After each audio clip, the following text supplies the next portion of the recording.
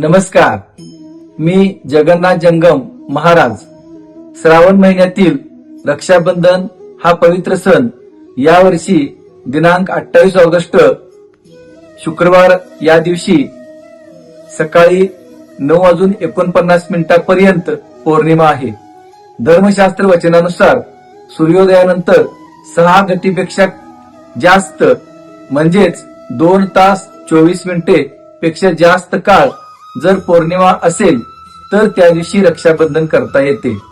त्यामुळे शुक्रवारी सकाळी 9:49 पर्यंत राखी बांधावी असे नसून संपूर्ण दिवसभरामध्ये कोणत्याही वेळी रक्षाबंधन करता येईल. तसेच पौर्णिमेच्या दिवशी चंद्रग्रहण असून हे ग्रहण भारतात दिसणार नसल्याने ग्रहणाचे कोणतेही नियम पाळू नयेत. नेहमीप्रमाणे शुक्रवारी 28 ऑगस्ट रोजी आनंदात रक्षाबंधन करावे. धन्यवाद.